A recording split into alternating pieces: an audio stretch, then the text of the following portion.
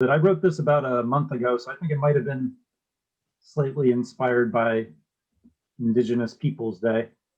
So it's another chapter in my States of Change project, which just in short, for I think James, if you don't recall, is it's kind of a dystopian look at the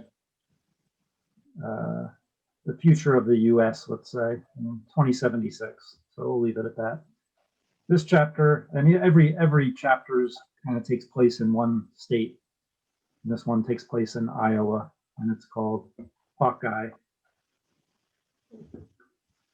Neath an August night sky, three forms wend their way across lowland forest in the wild of Iowa's Paleozoic plateau. The cloudless galactic dome showers straight upon them. You two don't know what you're missing. Biological night vision has been a tribal legacy for millennia. It may be evolutionary, but with practice, it's a skill that honors the shared memories of our ancestors. Sapera alone wears only the fully traditional garb of a Kipapo, from her beaded headband down to her hand-sewn moccasins that she made herself. Quetz and Koi Wolf, on the other hand, have no qualms about using modern gear, including imported visors, which provide, among numerous custom app features, enhanced infrared and low-light overlays. For nearly 30 years, Iowan tribal customs have evolved along a variety of paths for each of the 26 resident tribes. Most harbor open disdain for modern technology, preferring self-sufficiency over the corrupting influence of economic capitalism. That isn't to say tribe reparation accounts don't fund up-to-date medical and educational programs for all Iowans. Still, only a half dozen tribes dabble in the full-on modernity of augment tech. Nevertheless, as members of different tribes, these three have banded together to fulfill their coming-of-age mission, to collect evidence of the most elusive Iowa wildlife. With sufficient documentation, they will earn passage into adulthood. Respect to your anti-tech choices, Sapera, whispers Koi Wolf. But recall, our paths cross on this vision quest, not only to garner honor, but also to grow interdependence and acceptance among our tribes. Quiet, Sheyunos, acoustic anomaly to the northeast. Possible predator presence within range, 100 to 200 meters.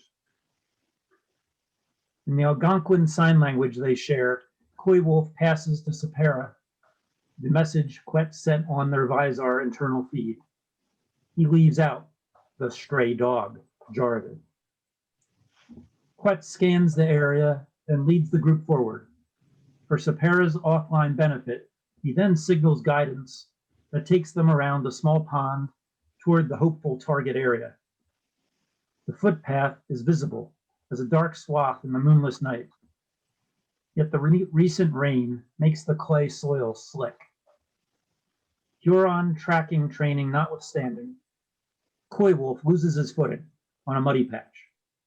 He catches his fall, grabbing out to a nearby sapling, but the resulting extended rustling transforms the living white noise of the night into unnatural silence.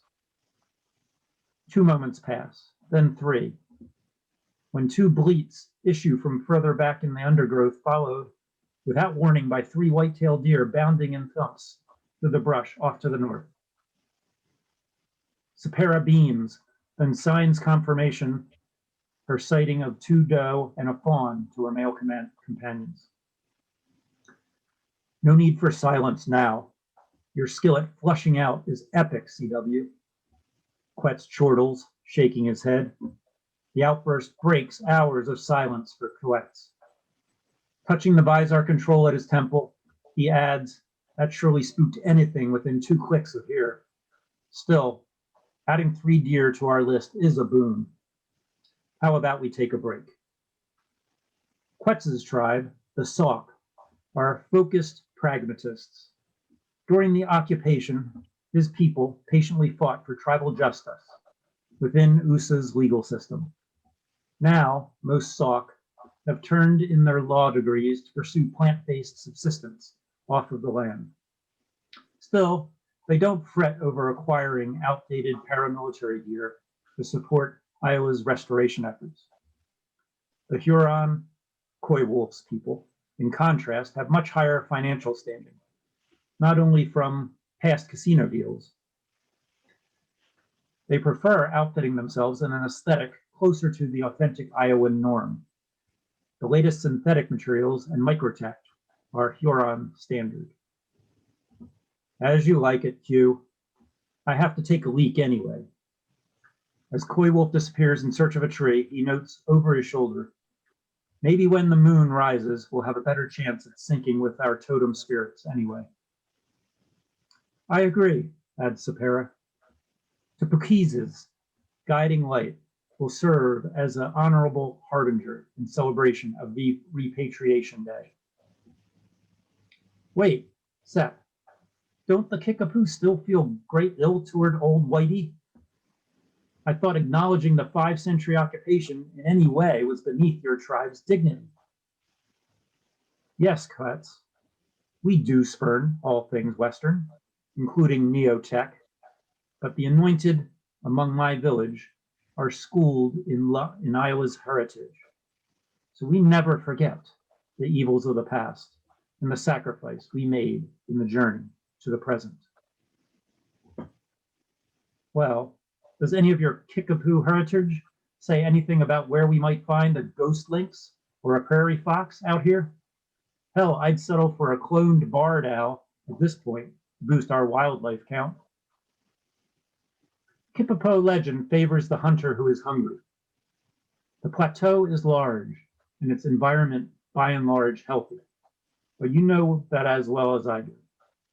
Perhaps a better epithet is to follow our fellow Hurons' creed. Victory rises like the sun in those with patient hearts.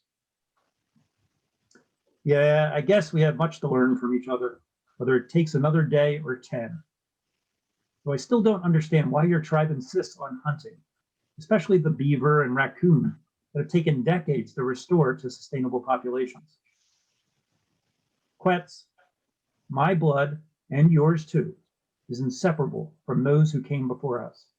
To ignore our ancestors' ways is to forget the experience of living on the land. The Sauk don't forget. We just recognize change is sometimes necessary. Otherwise, we can get stuck in our past. Coy Wolf chooses that moment to stumble from the brush, raising his hand to signal, sorry, patience with me. Then all three signal silently, simultaneously, stand together.